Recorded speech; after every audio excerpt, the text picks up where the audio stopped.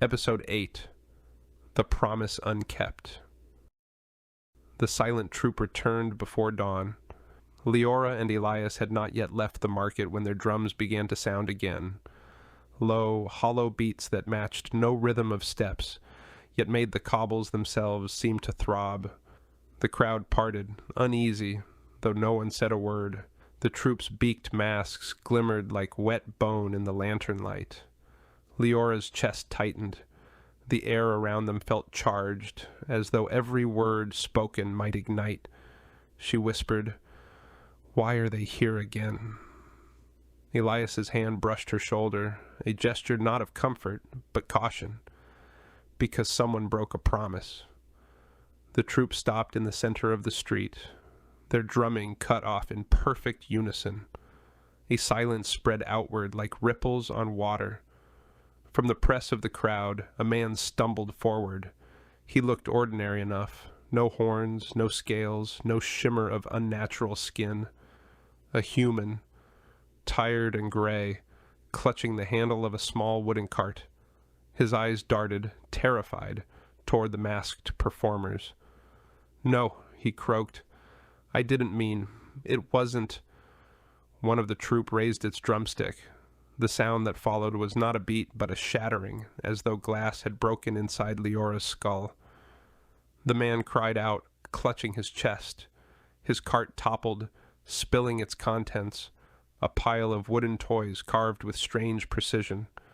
The toys began to move on their own. A spinning top whirled across the stones until it split in half. A puppet twisted its head backward and snapped. A carved horse stumbled, cracked, and fell silent. Each break echoed like a hammer to the man's heart. He collapsed, gasping. The troupe circled him slowly, drumming again. This time, the rhythm was a question Liora could feel in her teeth. "What did you promise?" The man sobbed. I swore I would finish them by the new moon. I tried, I did, but time slipped. Please, not yet." The troupe's drums fell silent. Then, in perfect unison, they pointed their sticks at him. The man's mouth opened to scream, but no sound came out. No breath, no cry, nothing. His lips moved desperately, but his voice was gone. The toys at his feet fell still. The troupe bowed once, as if satisfied, then vanished into the crowd. Liora couldn't breathe. She stared at the man, his chest heaving as he clawed at his throat, soundless. His eyes met hers, pleading, broken, but she had no answer. Elias tugged her away.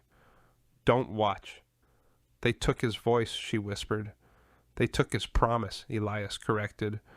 "Voices are only ever the surface of it." They moved quickly, but Liora couldn't shake the sight. The truth merchant's words echoed in her head. He carries a silence that cost more than his life. Was this what Elias had meant? Was this what waited for him when the collector came? They slipped into a narrow lane where the lanterns burned low. The shadows there seemed thicker, heavier. Liora noticed too late that one of them stretched wrong, longer than it should, curling toward Elias's heel. Elias! He spun just as the shadow touched his boot. It clung for a moment, dark as ink spilled on leather. The collector's presence pressed down like a weight, though no cloaked figure stood in sight. Elias slashed with his blade, the steel singing through air. The shadow recoiled, splintering into smoke, but not before it whispered a soundless promise into the stones. Soon. The market carried on around them, oblivious. Merchants hawked wares, children laughed. Music flared bright. Only Liora and Elias seemed to notice the absence in the air where the shadow had been. Her hand closed over the coin in her pocket. It pulsed once, hard enough to bruise. She swallowed. "Elias, what happens if you can't keep your promise?" He sheathed his blade, his expression unreadable. "Then the market keeps it for me." And from somewhere far beyond the stalls, too faint for anyone else to notice, A drumbeat began again,